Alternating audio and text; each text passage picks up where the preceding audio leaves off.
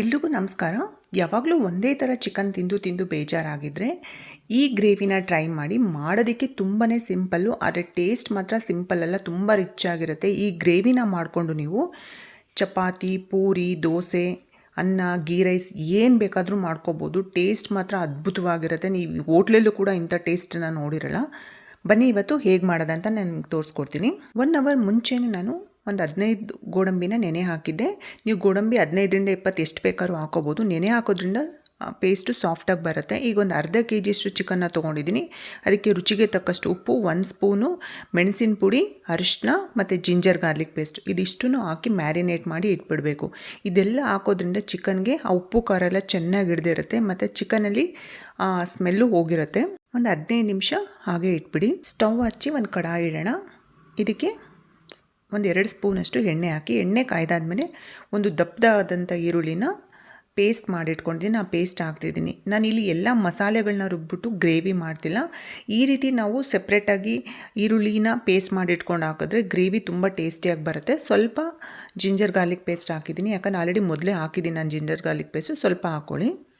ಇದನ್ನು ohm made ಮಾಡ್ಕೊಳ್ಳಿ. Ginger garlic paste ತುಂಬ ಟೇಸ್ಟ್ ಬರುತ್ತೆ ಗ್ರೇವಿ. ಈರುಳ್ಳಿ ಕೆಂಪಾಗೋವರೆಗೂ ಚೆನ್ನಾಗಿ ಫ್ರೈ ಆಗಬೇಕು. ಇದು ಫ್ರೈ ಆದಮೇಲೆ ಮ್ಯಾರಿನೇಟ್ ಮಾಡಿಟ್ಟಿರೋಂಥ ಚಿಕನ್ನ ಹಾಕಿ ಒಂದು 5 ನಿಮಿಷ ಅದು ನೀವು ಚೆನ್ನಾಗಿ ಫ್ರೈ ಮಾಡ್ಕೋಬೇಕಾಗುತ್ತೆ. ಎಲ್ಲಿವರೆಗೂ ಫ್ರೈ ಮಾಡ್ಕೋಬೇಕಂದ್ರೆ ಚಿಕನಲ್ಲಿರೋಂಥ ಸ್ಮೆಲ್ ಹೋಗೋವರೆಗೂ ನೀವು ಚೆನ್ನಾಗಿ ಫ್ರೈ ಮಾಡ್ಕೋಬೇಕು.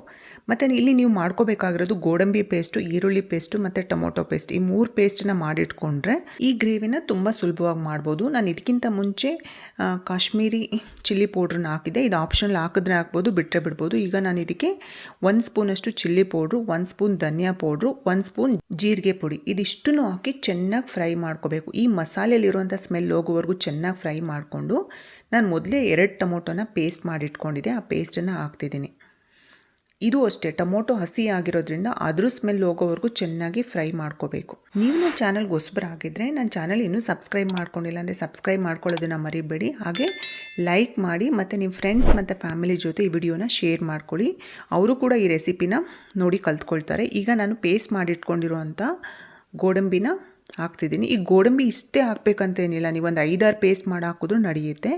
ಇದ್ರ ಜೊತೆ ನಾನು ಅರ್ಧ ಬೌಲಷ್ಟು ಮೊಸರನ್ನ ಚೆನ್ನಾಗಿ ಬೀಟ್ ಮಾಡಬೇಕು. ಯಾವ ಥರ ಬೀಟ್ ಮಾಡಬೇಕಂದ್ರೆ ಅದು ಕ್ರೀಮ್ ಥರ ಆಗಬೇಕು. ಅಲ್ಲಿವರೆಗೂ ನೀವು ಚೆನ್ನಾಗಿ ಬೀಟ್ ಮಾಡಿ ಅದನ್ನು ಕೂಡ ಹಾಕಿ ಮಿಕ್ಸ್ ಮಾಡಬೇಕಾಗತ್ತೆ. ನೋಡಿ, ಈ ರೀತಿ ಮಿಕ್ಸ್ ಮಾಡಿದ್ಮೇಲೆ ಗ್ರೇವಿ ತುಂಬ ಸಾಫ್ಟಾಗಿ ಆಗುತ್ತೆ, ತುಂಬ ರಿಚ್ ಆಗುತ್ತೆ. ನೀವು ಇದನ್ನು ಒಂದ್ಸರಿ ಟ್ರೈ ಮಾಡಲೇಬೇಕು. ನೀವು ಇದನ್ನು ತಿಂದರೆ ಹೇಗೆ ನಾರ್ತ್ ಇಂಡಿಯನ್ ಗ್ರೇವೀಸ್ ಎಲ್ಲ ಬರುತ್ತೋ ತುಂಬ ರಿಚ್ಚಾಗಿ ಟೇಸ್ಟಿಯಾಗಿ ಆ ರೀತಿಯೇ ಇರುತ್ತೆ. ನಿಮ್ಗೆ ಇದೊಂದು ಗ್ರೇವಿ ಕೊಟ್ಟರೆ ಸಾಕು, ಚಿಕನ್ ಕಡಿಮೆ ಇದ್ದರೂ ಪರವಾಗಿಲ್ಲ, ನಿಮಗೆ ಗ್ರೇವಿನೇ ತುಂಬ ಟೇಸ್ಟಿ ಅನಿಸುತ್ತೆ.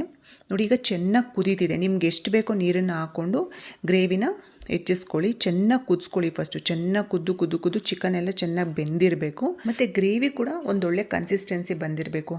ಆ ಟೈಮಲ್ಲಿ ಒಂದು ಅರ್ಧ ಸ್ಪೂನಷ್ಟು ಗರಂ ಮಸಾಲ ಹಾಕಿ ಮತ್ತು 1 ಸ್ಪೂನಷ್ಟು ಈ ಕಸೂರಿ ಮೇಥಿ ಅಂತಾರಲ್ಲ, ಒಣ ಮೆಂತ್ಯದ್ದು ಎಲೆಗಳು, ಅದನ್ನು ಚೆನ್ನಾಗಿ ಸ್ಮ್ಯಾಶ್ ಮಾಡಿ ಹಾಕ್ಬಿಡಿ. ಕೊನೆಯದಾಗಿ ಕೊತ್ತಂಬರಿ ಸೊಪ್ಪು ನೀವು ಎಷ್ಟು ಬೇಕಾದರೂ ಹಾಕ್ಬೋದು. ಇದನ್ನು ಹಾಕಿ ತಿರುಗಿಸಿದ್ರೆ ಒಂದು ರಿಚ್ ಆಗಿರೋಂಥ ಒಂದು ಚಿಕನ್ ಗ್ರೇವಿ ರೆಡಿ ಆಗಿರುತ್ತೆ. ಇದನ್ನು ಒಂದ್ಸರಿ ಮಾಡಿ ಮನೆಯವ್ರಿಗೆಲ್ಲ ಬಡಿಸಿ, ಎಲ್ಲರೂ ಖುಷಿಯಿಂದ ಇಷ್ಟಪಟ್ಟು ತಿಂತಾರೆ. ಮತ್ತೆ ಮಾಡೋದಕ್ಕೆ ಕೇಳ್ತಾನೆ ಇರ್ತಾರೆ.